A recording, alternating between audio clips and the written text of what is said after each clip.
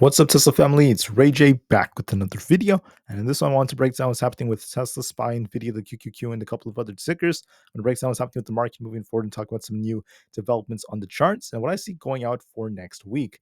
But just note, guys, that I'm not a financial planner, so take nothing I say as financial advice. And also, if you guys can, please smash the like button. It not only benefits me, it benefits the entire community as a whole. Anyways, what's happening with the markets? The answer is we are looking very bullish going into next week. It's going to be a very interesting week because the market's going to be closed on Monday. But I do see a lot of potential for SPY, Tesla, and the others. So the question is, what data is coming in? Why do I think the market's going to pump? I'll talk more about that in just a few minutes. Just note a couple of things. Firstly, Monday is going to be Labor Day, so the stock market's going to be closed. And then as far as earnings continue, we just have a couple of retail coming out for Tuesday. For Wednesday, we have Dick's Sporting Goods, not to mention Dollar Tree and a few others. For Thursday, we have Neo and a few others announcing their earnings. Then we also have like Big Lots. So mainly just retail and minor earnings for the week. For data involving the markets, there's no data coming out for Monday. For Labor Day, the market's going to be closed. For Tuesday, September 3rd, we have the ISM manufacturing numbers in the morning, which is quite significant. This might cause high volatility, so watch for that. Wednesday is when we have the JOLTS job openings and job quits. That's quite important. Expect some volatility because of that. For Thursday, we have the S&P Global Composite PMI and ISM Services data. That's very important for that sector and the broader market. So I think this is going to be important. Followed by Friday when we have unemployment numbers, also very important. So lots of important data coming out every single day. But we have one free day on Monday. There won't be trading to start us off. So that's going to give us at least some time to prepare.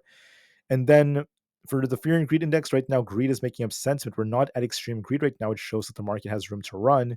In my opinion, momentum is still at greed. This could actually push higher to extreme greed because, once again, despite us being near all time highs, we're not there yet, and there is still room for upside. On top of this, I think what's been happening is the big institutions that move the markets, they're placing big orders for the market, which is causing the algorithms to adjust. They're buying Tesla, they're buying Nvidia, they're buying the S&P 500. The list goes on. They're pushing the market up. So this is why I think the puts and call option positioning is shifting a little bit. So we saw a lot of shorts expiring only for shorts to get squeezed. And I think what's going on is with the short squeeze, there's going to be a lot of these institutions that are starting to already buy. They've been hedging their shorts by going long. I think that's what's going on. That's why we're seeing these big orders, and that's what's helping the market starting to push higher. So I think that's what's fueling the rally. And I think that there's more room for it to continue. People expect there to be a lot of downside for September and October. Yes, I think there might be downside coming for those months, but to start things off, I don't think we're ready yet for the downside move. I think we're going to start off on a strong note, and the market's going to take its time to slowly transition in favor of bears. But it's going to take a while to get there. We're not there yet for the bears. The VIX looks more bearish. I'll talk more about that later on, but that's pretty much it for data about the markets. I don't want to focus on news for this video. I just want to make this very simple since it's a Friday, the Friday before a long weekend. So for Tesla, we look bullish. We look very, very bullish. Now, from the way I see things, okay, at first we had this big dump with Nvidia's earnings. If we continue to dump, yes, Tesla could have gone dragged down lower. But what happened was we held this support. And ever since we hit this support, we got this nice rebound as Nvidia was getting bought back up. We came down to establish a higher low. And this is when our PPO started to adjust. When the PPO adjusted, this was telling me that we might see a little push. That's why in my video I mentioned, if you guys look at my second to last video, I said there's going to likely be a squeeze coming. I called this move, and that's what ended up playing out. The daily also looks bullish on the daily time frame. So we got this nice little rebound. And now I'm thinking these imbalances are going to fill into the 220s going into next week, so long as there's no bad news. Now, for Tesla, this depends on the market, and this depends on if we can break resistance. But I presume that we have an inverse head and shoulder setup forming a nice cup. Whatever you want to interpret, it still looks bullish. And we might dip a little bit to retest our EMAs at 212. So as long as we hold that, I see us continuing. Break 215, our next target is going to be up to about 220. I think this imbalance will fill. I think there's more upside potential for Tesla stock. All right, so that's what my view of Tesla is. I will go into more details about this later. For SPY, we look more bullish. And here's one of the reasons why. I want to talk about ES and the futures first before I break down SPY. So this is what's leading SPY, excuse me, ES and the futures. So the S&P 500 is pushing. We have a nice accumulation structure, kind of like an inverse head and shoulders. And on top of this, we're hitting this resistance. So I think we look very bullish on the PPO. If you guys look at the PPO right over here, this is once again starting to turn bullish. And I think that we're going to be going for these new highs. I think we're going to be trying to push higher. So ES has a divergence with SPY. SPY is near its all-time high, but ES and the S&P 500 are a little bit lower, which shows they're going to be pushing higher, which is going to drag SPY even higher too. That's why SPY has more upside potential. See how we're not done with the measured move here on ES? This imbalance up here is going to fill, taking us up to about the 5700s. We're still barely at 5660, so I think we look bullish on the daily, and we favor upside nonetheless. Same thing with SPX. SPX looks bullish. We filled this gap as predicted. We're going to be going to the all-time high at the 5668 area, and maybe even higher than that. And I think that SPY is going to follow the trend. I think SPY is going to be testing 565 next week. If we break that, we're going to continue to push for 568 and 570 plus. I think we're going to be looking for a big squeeze. Now, why am I saying this? There's another reason why I'm saying this. Remember what I've been saying for the last couple of weeks, which was the market has a range, right? We had this range. There's a head and shoulders that was developing only for that to fail. I said for that to play out, you need to lose 555. We have not done that. We only saw a temporary dip during Nvidia's earnings only to get bought back up. So because we're breaking the highs, we invalidated the head and shoulders as we broke the high. And because we look really bullish as momentum is building, I think we're going to be breaking this range. And I think we're going to be breaking this to the upside. And I think 565 will break, pushing us to new all-time highs. For Nvidia, I think we're getting ready for a temporary rally. Now, what's worth noting about Nvidia is we're getting bought up on the 4-hour time frame. We're holding our 200 EMA. As long as 117 holds, I think our next target is 122. If we lose 117, we could dip, but this is favoring upside for 122 plus. Bitcoin looks more bullish, trying to rebound. We're going to be looking for about 59,768. If we break there, we're looking for 60,000. Looks more bullish to me. So with the broader markets pushing, the algos adjusting, this is going to play a role in dragging Tesla up. Why do I say that? Look at how we performed today. We dipped and then bounced just like how the market did, and the market's helping Tesla. For NQ, we look bullish as we have a slanted inverse head and shoulders.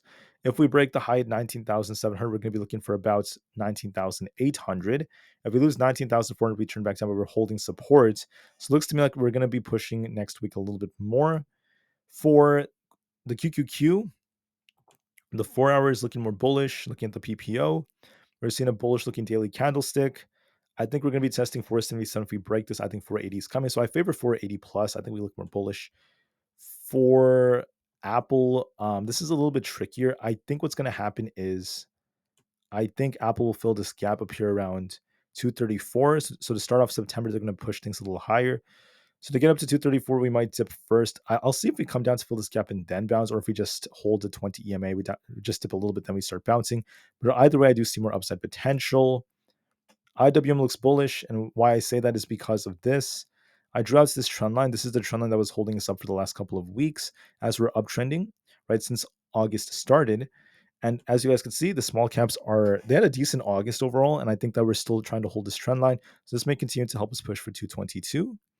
For AMD, we're doing a good job trying to push higher. I think we could be approaching this 200 EMA if we break this. That takes us up to the 152 area or higher. I'm going to be kind of blunt right now, by the way, guys. I don't want to make this video too long since the weekend's coming up. So I'm going to be very quick with this. Amazon's going to be likely pushing for 180 if we break the 200 EMA. I favor that it's going to be pushing higher. Might see a little negative reaction at first to the 200 EMA before it tries to break from the 180s. Meta looks more bullish. Going to be looking for basically 524. If that breaks, we're going to be looking for 530. Microsoft looks more bullish. We had a low down here at 405. We came up, made a higher low. We might be pushing to at least 420 or higher. Google looks more bullish. Inverse head and shoulders, going to be looking for that 166 retest, if not 168 for the inverse head and shoulders. So it looks more bullish to me. So the market looks more bullish. The VIX looks bearish right now. Looks bearish, got a double top. Could be dipping all the way down to this gap fill, taking us down to the 14s. And then on top of that, we have a giant head and shoulders developing. When you look at it like this, right? If you zoom out all the way, you guys can see, I'm not going to show you the top. I think that's kind of like far away, but it doesn't really matter. There's a left shoulder here. We have the head up here. Then we have like a right shoulder forming. VIX looks more bearish to me. I think we're going to be continuing to dip on the VIX to at least the lower 14s because the market's going to push higher. I think that's going to most likely happen.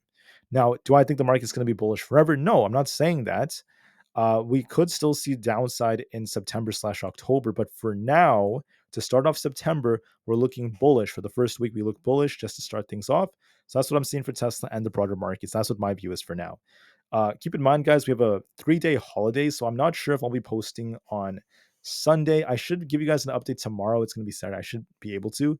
And then Sunday, I'm not too sure if I'll upload a video, but then on Monday, I'll be back and do a really, really good in depth analysis of the whole markets, as I typically do.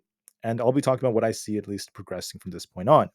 The market's going to be closed for Monday, so please enjoy your guys' weekends. Have a lot of fun. Do what you have to do, guys, and I'll see you guys tomorrow, hopefully. But for sure, guys, I will upload videos over the weekend as many times as I can, and I'll give you guys more updates on how things are looking. But nonetheless, we favor the upside, and I think there's going to be more coming. So I'll be back for more updates about this. I'll give you guys more in-depth analysis of the markets. Until then, I thank you for listening. Enjoy the weekend, and peace out.